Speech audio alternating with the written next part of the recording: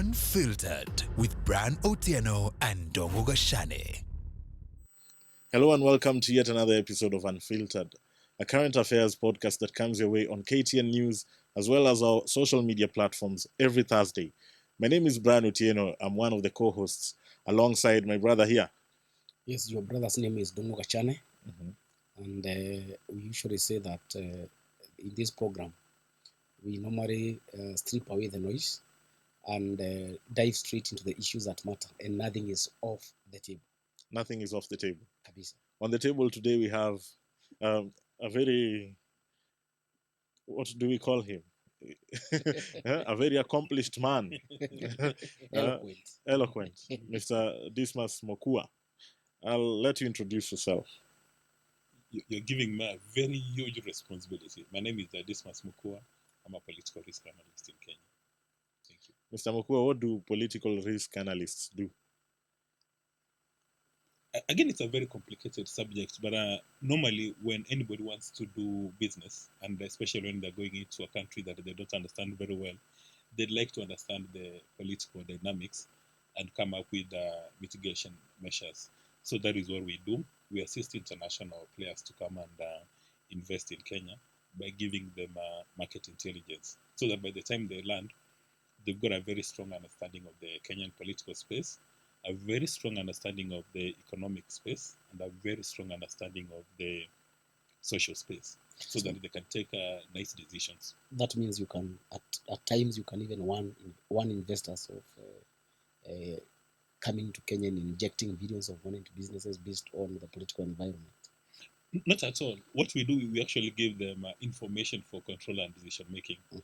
These investors are some of the sharpest human beings in the world, because they've made a lot of money, and before they go to any country, they want to understand. So the only thing we do is we give them information for control and decision making. It's not in our space to tell them invest in Kenya or don't. Mr. Mokua, business has been bad for an institution in Kenya that is charged with registering, new voters. The IEBC, their main business is conducting elections. Business has been bad for them. They've registered about 7,000 new voters. What, as a political risk analyst, how do you assess all of this? Well, I wouldn't say that business has been bad for IBC. But what has happened is IBC, as in the past, it's been exposed to a trust crisis. So there's a trust deficit. You recall in Kenya, after every election, the fellow who does not win an election will actually blame IEBC for their incapacity to win an election. And, we have 6 elections in Kenya. And generally, people are happy with all elections apart from the presidential election. Even if you look at the number of petitions, they're very minimal, and IBC tends to do very well. The only challenge is the presidential election. And after a presidential election, then people will drag the reputation of IBC through the mud. However, we've got now a new team, and what they must do is to reassure Kenyans that they've got 3 things. Number one is financial capacity, that in fact they have enough money which will assist them run an election. Number 2 is institutional integrity, that the entire IBC are structured today. They've got capacity to take their own decisions, and they've been immunized from the vagaries of politicians. And then number 3, that the officers who work within IBC are going to be guided by the rule of law and order, and they're going to be guided by the law. Now, if they do those 3 things, then they will address the trust deficit. But for the people who have not registered, it's not limited to IBC. Kenyans, at some stage, were described that we've got peculiar habits. Even if you look at issues where there's a clear timeline, Kenyans tend to do business the last minute, a day before the deadline or a second before the deadline. But however, it's incumbent on Kenyans, any single Kenyan who is interested in good leadership, and every Kenyan should have an insurable interest in us having a good leadership, to, number one, make sure they've got the national ID, if they don't have, and then register as voters. Now, the challenge we've been having in Kenya is, for some reason, we have not always elected the sharpest tools in the shade for these political offices for several reasons. The first reason is majority of Kenyans are not members of any political party, and the people you are going to vote for during a general election are essentially filtered by the political parties. So what tends to happen in Kenya is the political party leaders essentially decide who is going to run for office during the general election. So we only come out during the general election, and the political party leaders have already pre-selected for us a set of candidates. And also, if you look at their constitutions for all the political parties, the party leaders essentially have got the yam and the knife, because they're allowed to give anybody a ticket as they so deem fit, or they can allow for party primaries. So, in my view, it's at the party primary level whereby leadership in Kenya is poisoned or frustrated. But now the Gen Z have got a unique opportunity to register as voters. Now, a number have appeared in many fora and have said that they're suffering from a calendar conflict. They've not been able to create time to go and to go and register as voters. Yeah. Then one wonders, if you don't have time to go and register as a voter so that you can speak to the leadership of the nation, where do you get time on social media, and where do you get time to go and do your demonstrations? And, to Because criticize the government. demonstrations cannot change leadership, and social media cannot change leadership, but you can change your leadership through the power of the ballot. But the IBC, has it inspired confidence that it can conduct, credible elections, in spite of the fact that the Supreme Court has, thrice, I think, 2013, 2017, and 2022, said that the elections were conducted in accordance with the law? Do you think the IEBC has done enough to inspire confidence that they can do the job? Again, we had a crisis within the electoral space that we didn't have an IBC for the longest time. They've assumed office, and I know they've been meeting stakeholders across the nation, and that's a very good strategy to address the trust issue. But again, technically speaking, when you're talking about a presidential election, it's technically impossible to steal a presidential election, and you would expect any Kenyan of average mind to know that it's technically impossible. You recall the minor care rule and where people cast the ballots. So it would be logic which is upside down if you tell people, I'm not going to register as a voter because I'm not sure whether IBC can deliver a free, fair, and predictable elections, while in fact there is evidence that IBC has created predictable systems for unpredictable outcomes. So it's incumbent on every single Kenyan, Gen Z or not, to register as voters, go and cast your ballot, do your bit. Mhm. Now, if for some reason IBC doesn't deliver a free, fair, credible election, then the political parties or the politicians, whoever is running the election, they will find their way through the High Court, or they'll go to the Court of Appeal if the matter goes to the Court of Appeal. And in case of a presidential election, they'll go to the Supreme Court. So that is voodoo logic to say, I'm not going to register as a voter because I'm not sure whether IBC is going to deliver a free, fair, and credible election. But in the past, especially between 2005 and 2007, we had stakeholders joining hands with the Electoral Commission and establishing movements such as Vijana Tugutuke. And during that time, that is an issue or a matter that inspired so many youths to go and register as voters. We haven't seen such an initiative happening now. Why do you think that is the case? Actually, on the contrary, I've seen a number of persons interested in the 2027 general elections. They're coming up with all manner of collaterals. I've seen some female candidates, with billboards, posters all over. So there's actually a movement from politicians who have ensured interest in the outcome of this election. They're encouraging people. However, your reference is to that in the past we've had donor support. They're giving NGOs a lot of resources for purposes of mobilization.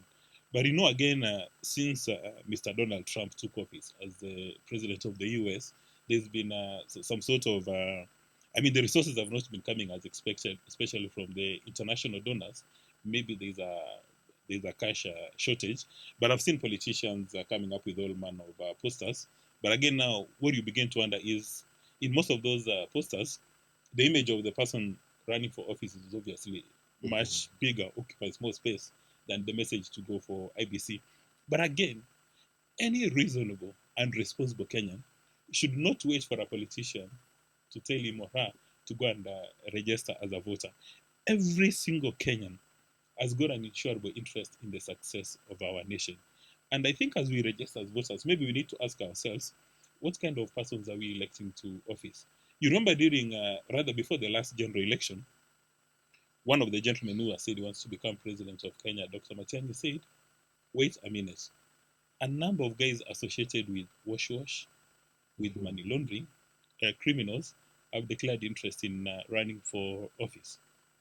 And I understand a number of them won, and they're members of the National Assembly, Senate, or even some of them are governors. And these are the guys who are taking decisions around our national and public interest. So, in my view, as we register as voters, and as we look at the 2027 scoreboard, we need to look at three critical things: character, capacity, and competence. That the people we elect to office, they must demonstrate to us beyond any doubt that they've got capacity, they've got character, and competence. But what do we tend to do? Because we are victims of the Stockholm syndrome, we tend to elect people who score an A in impunity, mediocrity, and corruption instead of punishing those We people. want to stay captive to them. Yeah, because you remember that is when this conversation comes with way to. I mean, have you ever wondered, Brian, that when there's a village committee, sorry, when there's a funeral committee, if there's a gentleman you cannot allow to touch pesa ya matanga, but you allow him to preside over national resources, what does that tell us about human beings? Do we use logic when we go to the polling booth, or we abandon logic and embrace tribalism? Now, you have mentioned something about logic. President William Ruto has launched a very ambitious program targeting the youth. I think it is called Nyota or something. It's targeting youth between 18 to 29. And this program coincides with the ongoing continuous voter registration. And the beneficiary is taking home 50,000 shillings. Do you think this is a strategy? And do you remember the government had launched the climate works program, also targeting the youth? Do you think this is like an inducement the president is trying to establish so that to attract the youth in readiness to 2027? One of the principal responsibilities of any head of state or any head of government is to create employment and wealth opportunities for the nation. Now, this one, Nyota, appears to be very timely, and it has been politicized because it's 2 years before the election, and one of the major challenges that Kenya is suffering from today is youth unemployment. So, anything that is going to go in the way of sorting out the youth employment crisis will be an added feather on the cap of President Ruto. But what he must do is ensure that it's run in a very transparent manner. And in fact, the beneficiaries of these facilities use them for the intended purposes. And because it's been done with international The World partners, Bank, yeah. probability of success is going to be very high. But again, Kenyans suffer from another mentality. They assume that everybody can actually be an entrepreneur. There are people whose DNA is nothing around entrepreneurship. They don't like taking a risk. That is the reason why the administration must go the extra mile to ensure that people are placed where they fit. And in that regard, you need to look at the Kenyan foreign policy, because I think President Ruto, as well, and Musalia Mudavadi, the PCS and Minister for Cabinet Secretary for Foreign and Diaspora Affairs, for the last 2 years, they've really worked hard to position Kenya as an FDI destination, meaning that the international investors are finding investing in Kenya to be an exciting proposition. That is number one. Number two, creating markets for our exports, growing and developing new markets. And number three, creating opportunities for talent. Now, there are a number of Kenyans who say, wait a minute, your principal responsibility is to create opportunities in Kenya for Kenyans to work in Kenya and not to go and work elsewhere.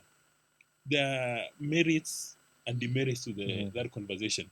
But because we are operating in the context of globalization of markets and production, for me, in fact, if I was seated in the policy-making table, I would encourage as many Kenyans as possible who get opportunities outside Kenya to step out. Look at a country called India. India controls the ICT market worldwide. In fact, it's Indians who are in the US who control the ICT market. It's right now, if you go to the UK, it appears like Indians are running the show. So, in my view, if you've got a Kenyan who's been trained, say, in medicine, nursing, anthropology, and they've been seated under a mango tree in Mosocho for the last 5 years, and there's an opportunity in Australia, what is the logic in stopping this young man from Mosocho from going to Australia where there's an opportunity? If we use that logic, then it means we can't have people like Barack Obama. Why is this young man from Osochio who studied whatever he studied, why is he sitting, why is he just vibing and inshallaing underneath a tree?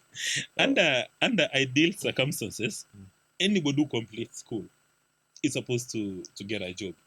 But professionals will tell you that we are not working under ideal circumstances. Why aren't we? Is it a failure of leadership? Is it a failure of our systems?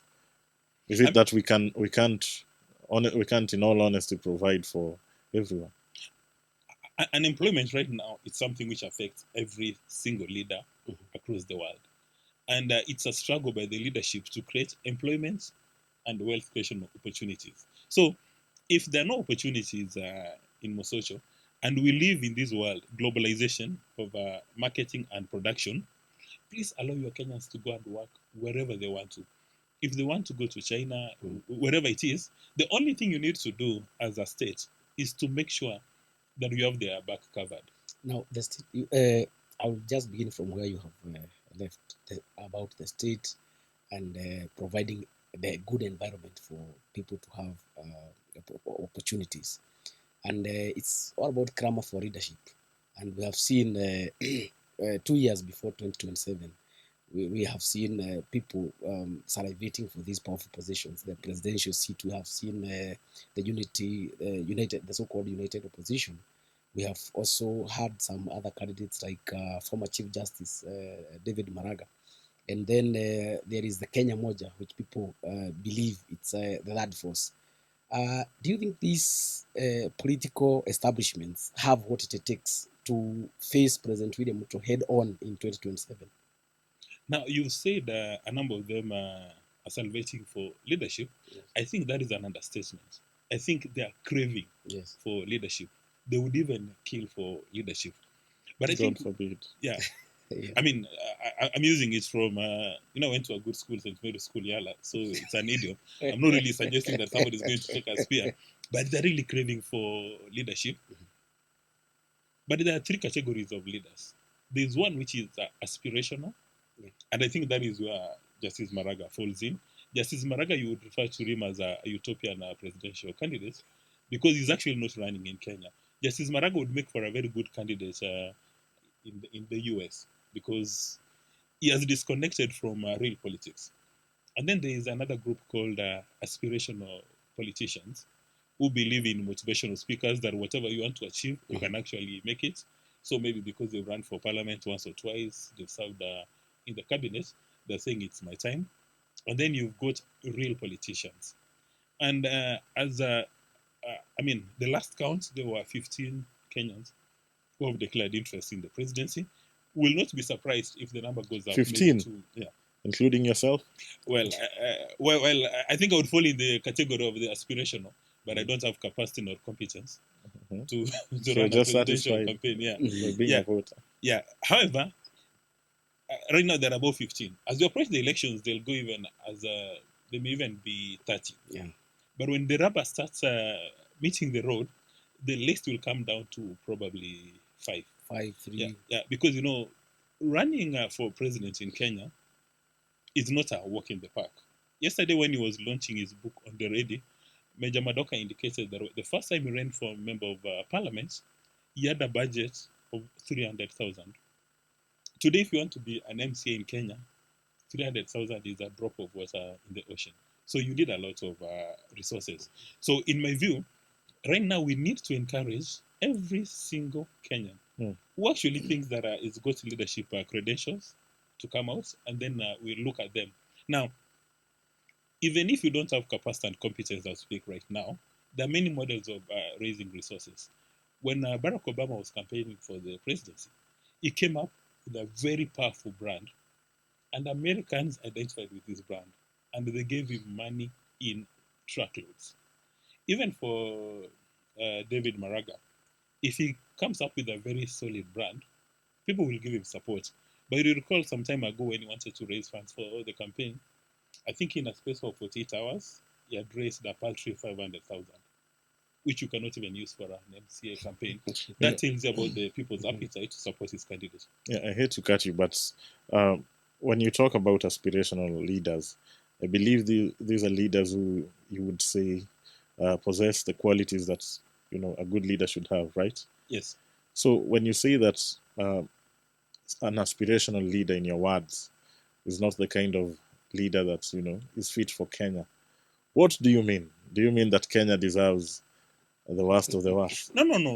An aspirational leader can still be a real politician. Because if you're going to run for a race, if you are preparing for a 100-meter race or a marathon, you at the back of your mind, you know what it takes. The kind of diet you're going to have, whether you're going to have a lot of starch or proteins, how you're going to practice, whether it's going to be in those high altitudes, low altitudes, you actually know what it takes. So if you do not prepare well for a race, then you're going to lose out. So there's some people who say that I'm a very good candidate. I'm presenting myself to Kenya. But you mentioned the candidate who you said was fit better for the US and not Kenya. In fact, you described him as an utopian candidate. Yeah. Is it that Kenyans don't deserve something you'd call a leader who possesses these qualities that can be a good leader, can unite Kenyans, can be progressive, and all those qualities? It's actually is this campaign model, which is a textbook campaign model from the US. When you are in Kenya, you must go and meet Mora, Wanjiko, and Lima at their point of need. When you're organizing these meetings, you must speak to Mora's interests and aspirations.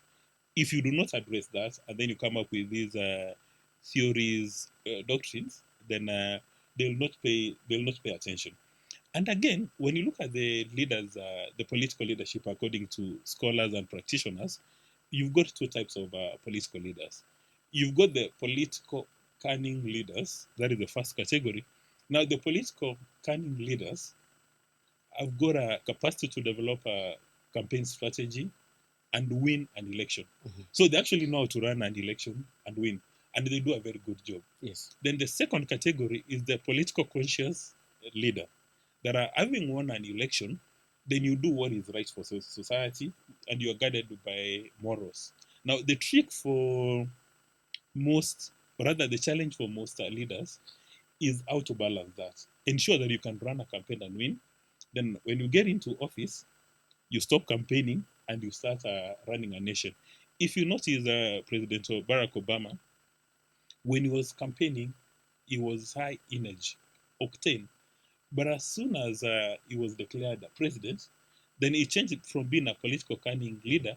He became a politically conscious leader, and then he led the nation for 4 years. And then when you were approaching the election, then he went back to the first setting. You will now become cunning. Yeah. Now cunning not in the normal usage, but from a political science perspective. Yes. The challenge you tend to have in most countries is that majority of people having won office, they do not go back to run the nation, but they start campaigning for their second term. That is why majority of the leaders now, when they secure the second time, there's normally better outputs in the second time. Are you describing someone we all know? I'm just giving a general picture. Mokua speaks about a leader who is supposed to be cunning. And when he says some of the candidates are utopian candidates, I don't know whether he means that some people have best ideologies, but maybe the political model or the model of Kenyan politics does not favor some of them, because I think Kenyans want people who are masters of sloganeering and people who know how to cunning, in his words, cunning, dragging other people. Gashane, every single Kenyan today, if you pick any Kenyan in the streets of Nairobi, all of them know the problems affecting Kenya. Yes. and all of them know the solutions. Right now, if somebody tells you to do a paper about the problems affecting the Kenyans, you'll do a paper, you'll identify the problems, you'll offer the solution, and you'll even do a critical analysis on what's to be done. You'll identify all the key success factors. What has been missing is somebody to do the implementation. That is why we said that you need to elect somebody who has good capacity and competence, but now you must add character. Because you will have capacity and competence, but if you don't have character, then you can mess the nation. And you can give many examples where you've got people with capacity and competence winning, but they end up messing the nation because they don't have character. Mm-hmm. Gashani, you covered last year's protests, Yeah. and also this year. The Gen Z are opposed to this brand of politicians who you described are very good at sloganeering. They're very punchy. They're very good at, being cunning. So does what Mr. Mokua say register with you? Do you get a sense of, Gen Zs want to continue with this brand of politics that, encourages sloganeering, or they want action? Well, when I see my social media handles, especially the TikToks, the Facebook, Instagram, and WhatsApp, unfortunately, that is not the picture I see, because they only post leaders who know how to make slogans such as one term, you see, two term, because I think this political sloganeering seems to have overtaken issue based politics, which were being demanded by the Gen Z. So, unfortunately, Brian, I do not see a situation where Gen Z are going to demand for articulate, eloquent, you see, policy-based politics than these other political sloganeering, these issues of one term. And I don't know what you think. In my view, a slogan is not necessarily bad if it's anchored in substance. I mean, it's Barack Obama who told us yes, you can. And then he went to anchor it in substance. So, yes, you can, so what? He answered the so what question. But when you look at the slogan you're talking about, one term, I suspect you are associating it with Mr. Rigathi Gachagua when he was impeached for reasons around incompetence and tribalism. As an individual, he has now decided to nationalize his issues with President Ruto, and he wants to use the 2027 elections to settle personal scores. He has made Kenyans believe that it's the community at war with President Ruto. When he says that your son has been kicked out of office, it's as if he's the only person in the administration from Mount Kenya. And let's break this fallacy. He's in the majority leader from Mount Kenya. How many cabinet secretaries do you have today from Mount Kenya?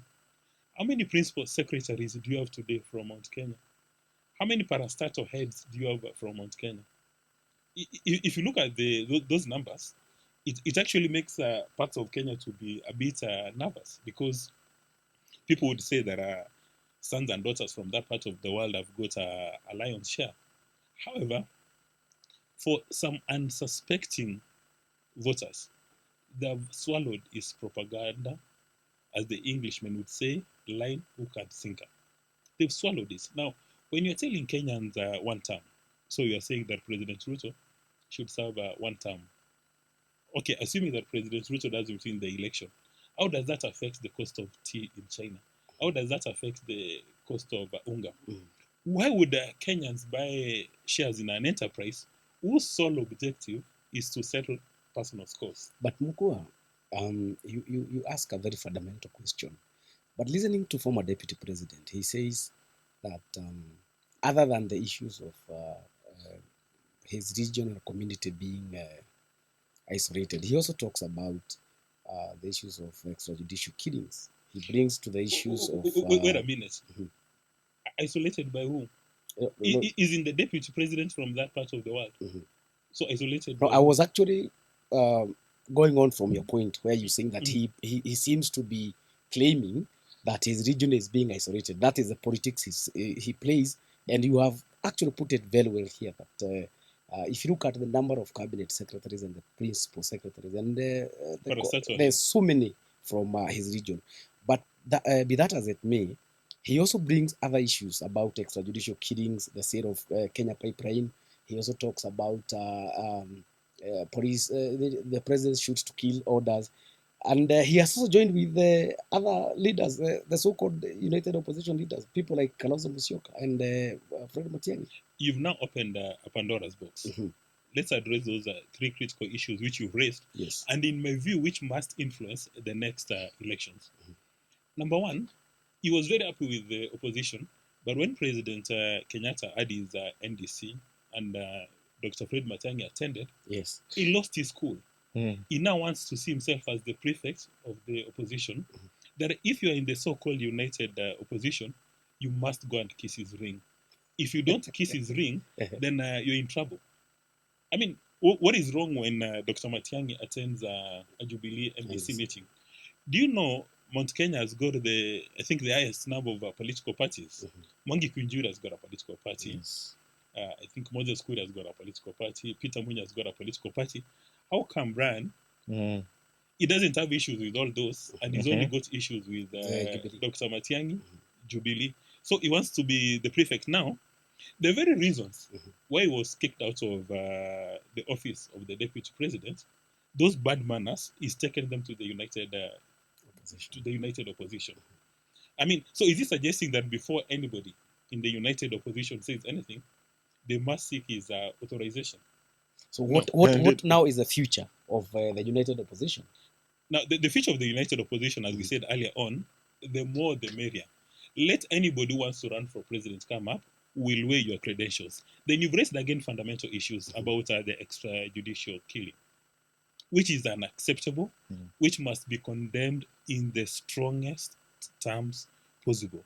Because when you become the president of any state, when you are head of state and head of government, you place your hand on the Bible or the Constitution, you are sworn into office. Your principal duty is to protect lives and property. Nobody is supposed to die in your jurisdiction. Nobody is supposed to lose property in your jurisdiction. But again, now going back to Mr. Rigathi Gachagua, when did he experience this Damascus moment? Yeah. Because all these extrajudicial killings, a good part took place during his time as the DP. So they say what is good for the goose must be good for the gander. So every single Kenyan must condemn extrajudicial killing, whether during protests, whether during whatever it's. Yeah. But you cannot be part of a system and then you have not told us when you exercised the Damascus moment, then you literally go to Mount Kenya and dissociate yourself from these killings, and then you start saying, now I'm Angel Michael. Speaking of Damascus moments, a person who's had many of those is former Prime Minister Raila Odinga. Recently, he said that there was nothing agreed with the president about supporting him beyond 2022. A few weeks earlier, he had said that their relationship would, outlive 2022. Raila Odinga undoubtedly will have an influence in the next election. Don't you agree? I would be very naive to say that Raila Odinga will not have an impact in an election. If you meet somebody who tells you that Raila Odinga will not have an impact, then the fella is... the most impact? Do you think he'll have the most impact? Probably a lion's impact. Now, what Raila Odinga has managed to do without a lot of effort is in political science, or rather in political communication, they call it strategic confusion. He has created strategic confusion whether or not he's going to support President Ruto. And the only reason why he has done that is telling anybody who wants to become president that while you see me hanging around President Ruto, it's not in cast in iron that I'm going to support him. So can we have a cup of tea and discuss your candidature? So by saying that he doesn't have a deal cast in iron, he has placed himself in the middle of the election conversation in Kenya, which, as far as I'm concerned, is a very clever political move. Because, people had started saying, okay, Mr. Raila Odinga is now a chapter in history books. And then, from the time he allowed this, from the time he said that he had sent experts to the Kenya Kwanza administration, ODM has been a Tower of Babel. There have been two groups. one on the left, one on the right. But by making that proclamation, he's now been able to ensure that all the ducks are aligned in one newsroom. But Mokua, when you say that Raila's move is a clever move, we have seen this group calling itself Kenya Moja, led by Nairobi Senator Edin Sifuna, and other leaders who actually seem to be going against the grain. And just day before yesterday, that was on, I think, Sunday. On Sunday, yes. They were saying that it is time for Raila to exit. Do you think this group is still working with Raila Odinga in the Kenya's political arithmetic?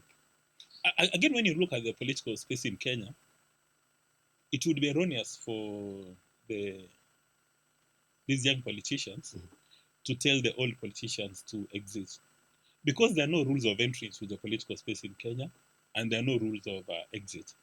If you're a young politician and you think you've got capacity and competence, just demonstrate to the world that you are a leader. Place your ideas on the table. People will drift to your place. When you look at Mr. Raila Odinga, he did not tell his father to quit politics, but he came up, struggled, came up with his brand. You remember the Young Turks? They did not tell anybody to quit the political space. And I've seen these conversations happening in Western Kenya. Some people telling leaders that it's now time for you to quit. No. We are in a multi-party democracy where you are allowed to form a political party. If you think you've got the requisite infrastructure, requisite political capital, come up. And if you think that the political parties will not give you the path you need, like for instance, ODM, because again, let's face it, there's no democracy in any political party in Kenya. I mean, have you ever heard of a political party in Kenya which does free, fair party elections where they elect their national officials? No.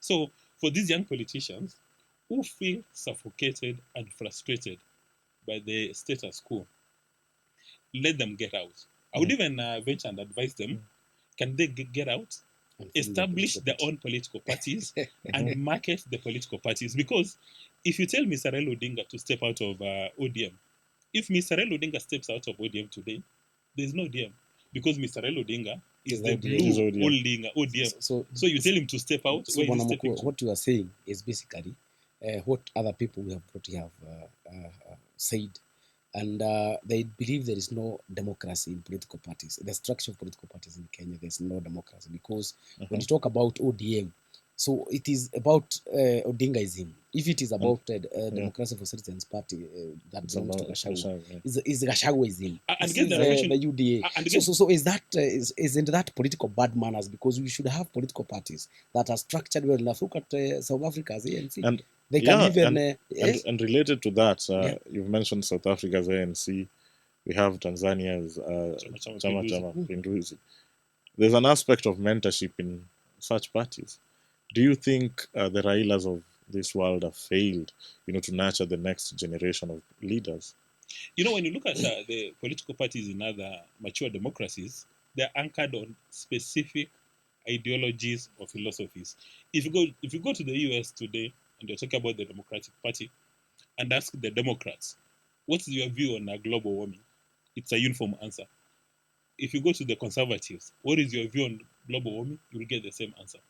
Unfortunately, in Kenya, political parties are anchored on personalities. So the person, this powerful politician, again has got power to inflict pain and pleasure. If you don't dance according to his drum beats, you take a walk. Now, the most unfortunate bit is that these political parties, especially when you've won a number of political seats, you are funded by taxpayers. I mean, from the political parties' fund. Yeah, they're funded by taxpayers, which is really a very horrible and unacceptable state of affairs. But again, who is this who passes legislation for political parties funding?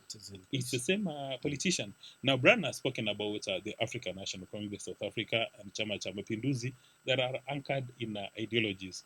In fact, for the longest time in Tanzania, if you wanted to create change, you'd be told, we accept your ideas, but please join CCM.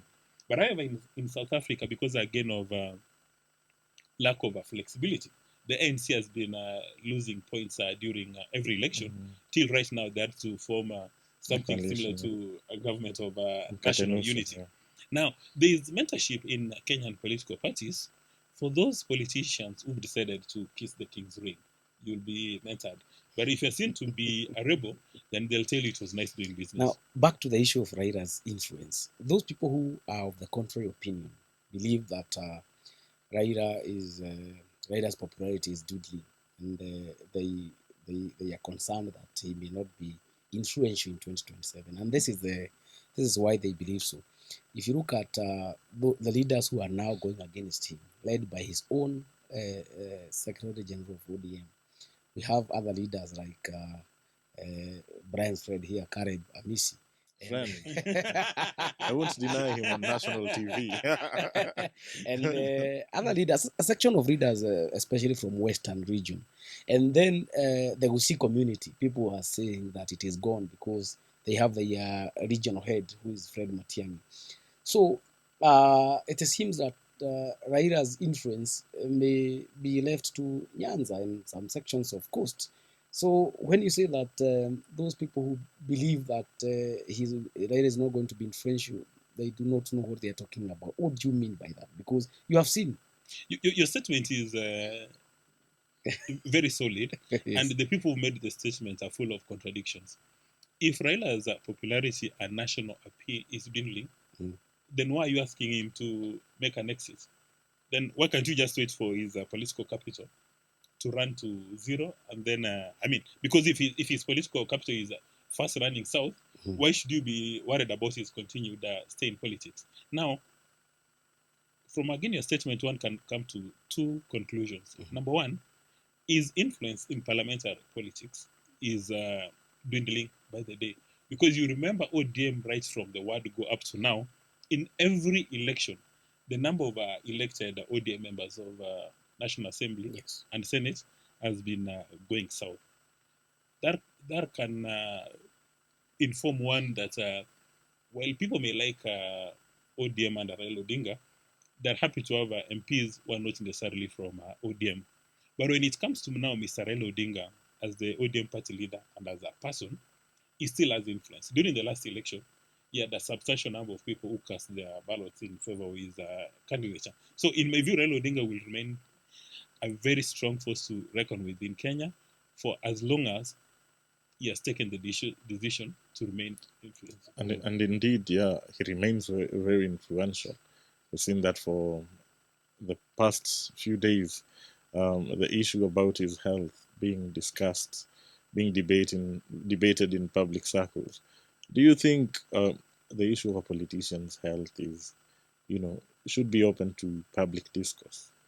Now, you've got a number of politicians. There are others who are very key in Kenya's national and public interest, or in the position, Kenyans are going concerned. Their word counts. And Mr. Raila Odinga falls in that category. So in my view, it's incumbent for these powerful leaders to make public about the state of their health, given the fact that they've been doing that in the past. Anytime Mr. Raila Odinga has gotten a cold, his communication chiefs have told us that Mr. Raila Odinga has a cold. So Kenyans have got a very valid expectation that the family or these people will keep us posted about his state of affairs. Because you see, Raila Odinga is not your ordinary politician from Mososho. He's a powerful man whose word is as good as law. And I'm sure, as some of the highly regarded political journalists in Kenya, Mr. Raila Odinga is more powerful than some of the institutions you have in Kenya. When the Supreme Court declares that this election was free, fair, and credible, Mr. Raila Odinga will contradict that position, and about 50% of the Kenyan population will in fact believe the election was not free, fair, nor credible. When people are voting for the new constitution, they said, if Mr. Raila Odinga has read the draft constitution and taken a position, then I'm aligned. With that kind of power, influence, and political capital, then he must tell us always his state of affairs. In fact, in the family or the communication team should not be doing the merits or demerits of issuing a statement. They should issue a statement, but ensure that it's done in good English and it conveys a particular message. But shouldn't there be some element of privacy? Even I'm sure when you go to the hospital, you expect that your doctor will keep your records, confidential. Why can't we afford the same to a politician, regardless of whoever it is? Or maybe Mokua should tell us whether it is only because of Raila is and Mhm. him being an institution, whether this is not extended to other political class or because Raila is a unique politician. Does it extend to other leaders like Kalonzo Musyoka, Eugene Wamalwa, and Fred Matiang'i, or is it? It should be about Raila. There's some other leaders that are really nobody bothers about their state of health. So whether they're nursing malaria or they've got a cold, so what? But Raila is in a different game. He's in to use your language. He plays in an entirely unique league because Raila is an enigma. Many people don't like what I'm talking about, but Raila's position in Kenya as a political space is unique. That is why we must inform. Even if you use the US model that we are trying to embrace, Donald Trump on a regular basis, the White House doctors give a position. A few days ago, when Biden had an issue, we were given an update. Even members of the royal family in the UK, when they've got an issue, But Raila they're is given a. an update. You're talking about members of the royal family. Raila is a private citizen. And you actually believe in that statement that he's a, he's a private citizen. I I mean, do. did he not offer experts to join the administration? Have you not seen him in every presidential function? But You- isn't that what other or his critics claim, that it is using violence to and to use the back door to get or to ascend to power? Now, again, you've introduced another important aspect in politics called agency conflict. That whether or not the people who occupy these political offices actually act in the interest of the people they represent. Like, for instance, majority of the decisions are taken by political leaders in Kenya. If you place them on a table, you will realize that in fact they do not serve the people's interest nor aspirations. I mean, you can have many examples. Like, for instance, right now, there's conversation about one. I mean, there's a shareholder, an existing shareholders of East African Portland Cement wants to increase his shareholding because two shareholders are exiting the organization.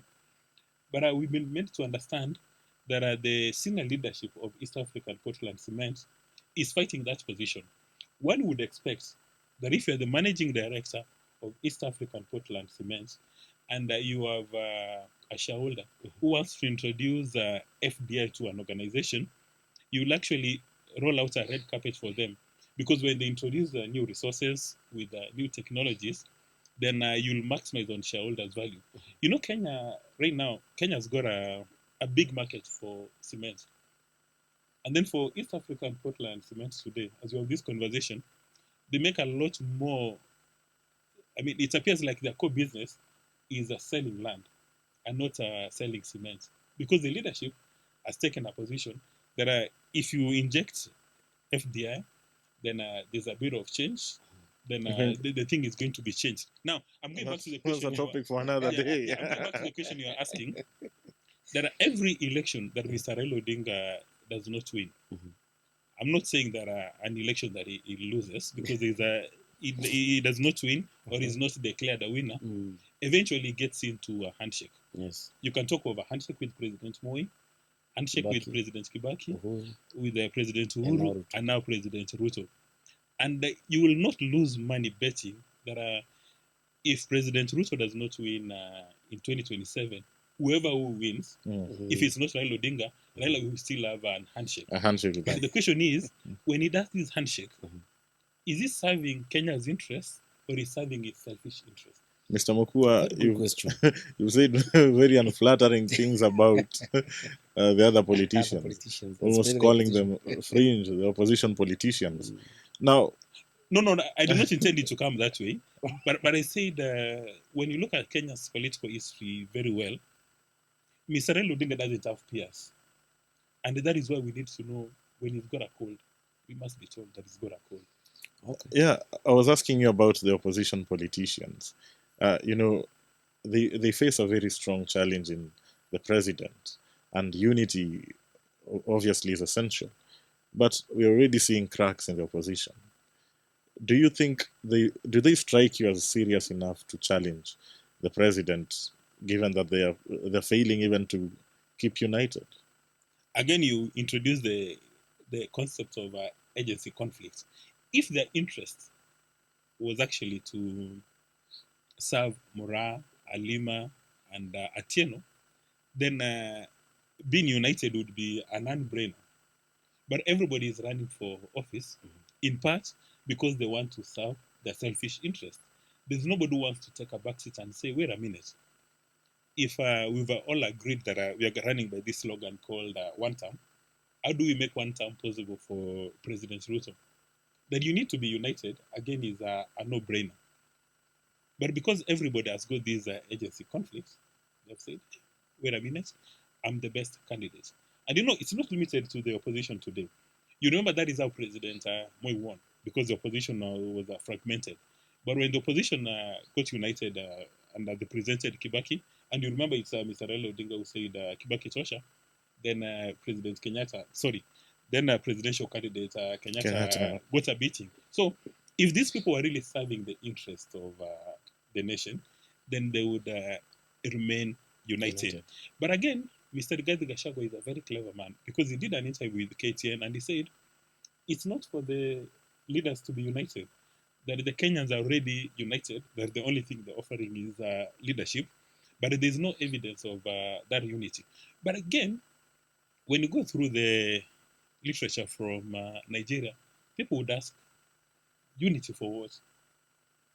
So their unity, who is the primary beneficiary of this unity? Because you see, every single day politicians come up and tell us, you need to be united. And they call for unity a few days to the election. Nobody calls for unity after the election. So a curious man would ask, united for what? And who is the beneficiary of this unity? Who has got an insurable interest in this unity? And the answer is very clear. It's this leader's selfish interest. Now, even as you ask unity for what, there are other people who believe that if, for example, the so-called united opposition may announce a candidate, that will give the current administration fodder and enough time to criticize them. Don't you think also it's a strategy? It's a card to let us, just look like we are fighting, or we just look disjointed for the purposes of our unity. Don't you think so? It would be naive to assume that President Ruto is a naive politician. I mean, look at his background and how he has made it to the top at a very tender age. Now, even if it's a strategy by the opposition, that they want to create an impression that it's a Tower of Babel, they're throwing bricks at each other, insulting each other. There's policy differences. Still, at the end of the day, sometime in Easter 2027, they will still name the presidential candidates. And even as we sit here, all of us know the members of you said the so-called united opposition. So all of us know the members. So we know there's Dr. Matiang'i, there's Mr. Rigathi Gachagua. I don't understand why people are saying that he's going to be a presidential candidate, because evidence suggests that he was impeached and he doesn't qualify to run for office. But let's assume that he's there. Then you've got Muturi, then you've got the highly regarded Kalonzo Musyoka and others. Martha Karua, Eugene Wamalwa and others. So everybody knows that one of them, apart from Rigathi Gachagua, is going to be a presidential candidate. But he says that the presumption of innocence until proven guilty. So he says that the law allows him to vie for presidency. When you speak to scholars, law scholars and constitutional experts, they'll tell you that while the statement you made is accurate, but when it comes to impeachment, it's not debatable. If that was the case, then Waititu would have run for governor. You remember Waititu, on account of impeachment, is been kicked out of the public space in I think there are two arguments. One suggests that the impeachment has not been set aside by the courts of law, and so unless and until that is set aside, that he can't vie. But then there is also the counter argument that he has not exhausted all appeal mechanisms. Yeah. Now, still, again, according to those scholars in law, the appeal mechanism does not come to the space of impeachment, because if it did, then what it would probably be doing, you would be as a governor, You remember it has been appointed to two public bodies where he's Nairobi been, Rivers Commission. been kicked out. But anyway, that is an issue that I will, again, in the past you would say the law is very clear. Then, as I'm saying, you are told by a respected lawyer that the law is never clear. That is why you go to court. So, Mokua, between amongst the opposition leaders, who do you think is the best fitted to face Dr. William Ruto in 2027? I would rank them. I mean, two names jump out immediately: Kalonzo Musyoka and Dr. Fred Matiang'i. Yeah. The rest. I mean, you've covered. You told me you covered the presidency. I mean, you see the president's convoy. There's a vehicle indicated the president's escort, and then there's one where the president is in. So Dr. Matiang'i and Kalonzo Musyoka would be strong candidates, and the rest would be part of the president's escort. So Not suggesting that they don't have a role. Why do you think of Mr. Matiang'i and Mr. Kalonzo as strong candidates? Well, when you look at Kalonzo has been around the block for a while. He's sacrificed his political interest in favor of Mr. Raila Odinga, and he comes from, I mean, let's face it, he comes from a community that is holding by a tight grip, and then he has never stopped as reminding that he's friends with Mount Kenya. So he would be a very good candidate. And then for Dr. Matiang'i, who has served as a cabinet secretary for 2 terms, he has also demonstrated capacity that he can actually deliver. So those would be 2 very strong candidates. And then the others would be part of the group that traces that candidate. But Matiang'i, I don't know whether you will agree with me, because Kenyan politics seems to be ethnic based, and that is how President William Ruto won in 2022, and that is how other presidents have won, because this is about, and you have said, parties are personal based. They are personalized political parties. Personality based. And Matiang'i has no political party, and we hear that he may join Jubilee, but he has not yet joined the political party. And when you look at his community, that is the Rusi community, Brian assists me a lot with the numbers, and he tells me that the region has only 600,000. No, it doesn't have 600,000. What happened in 2022, the votes that came from Kisii and Nyamira counties were 600 and something thousand. From the from Mukambani, from the Eastern Bloc, there were about, I think, 1 million. They didn't hit 1 million, but there were about 900,000. So what you hear, a tyranny of numbers. Yeah. And what Gashani is asking is, how relevant are these, constituencies? If you don't have a constituency, how then can you be a strong candidate? It's Donald Rumsfeld who spoke about the known unknowns, introduced a certain philosophy, and people were shocked by his speech. Now, as we approach 2027, again, it will be naive for us to base our predictions on history, because you've got new variables. This group of young Kenyans. But don't you agree that to know where you're going, you must first know where you're coming from? Yeah, you're talking about a reference to history, but that does not mean that you drive using your rearview mirror. You need to look at the new variables at play. I mean, if you look at South Africa, it's not the case that Mr. Cyril Ramaphosa comes from the biggest community. If you look at President Suluhu Hassan, if you look at Olusegun Obasanjo when he was elected president, does not mean that he comes from a big community. You remember we started the conversation by saying that the person who is going to win 2027 must come up with a strategic narrative. This strategic narrative will clearly define who he is and where he wants to take Kenya, but it must be anchored in reality. So as we go to 2027, there are many known unknowns. There is that thing which can easily become a tongue twister. But anybody who wants to win 2027 must sit back and come up with that thing called the strategic narrative, and then identify the key success factors. But if your philosophy is only going to be one term, people will ask, one term. Then Mr. Mokua, we are running out of Wonderful. time, but I want, yeah, I want to give you the chance to give us your parting shot, and I also want you to. I don't like being a dictator, but I want you to frame it around whether or not you think it's a problem that we are talking about 2027 in 2025. No, far from it. In my view, we are now getting into that space of a mature democracy.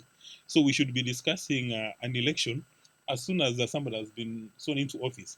In fact, if we had an election tomorrow, the new president gets sworn. Sorry, if the president gets sworn in the morning, in the evening we should start discussing politics. Because if we don't discuss politics, how do we get good leaders? We must discuss politics till the cows come home, so that we get people with capacity, competence, and character, so that we resolve that agency conflict, whereby you have political leaders taking decisions serving their selfish interests, but masquerading that they are serving our interest. Where you even have the people who are running parastatals like East African Portland Cement, taking interests that serve their own interest, not shareholders, and not the market. So we must discuss politics. Politics is a way of life. Yeah. And Moku, I think my take home today is that we must have politics because of something we call character, competence, and capacity. What a way to end the show. Yeah, and that must be anchored in agency conflict, because you know there are some people who consider political power as a factor of production. I think let's first end the show and then we'll continue the discussion. That's it from us on Unfiltered. See you again next Thursday. Unfiltered with Bran Otieno and Dongo Gashane.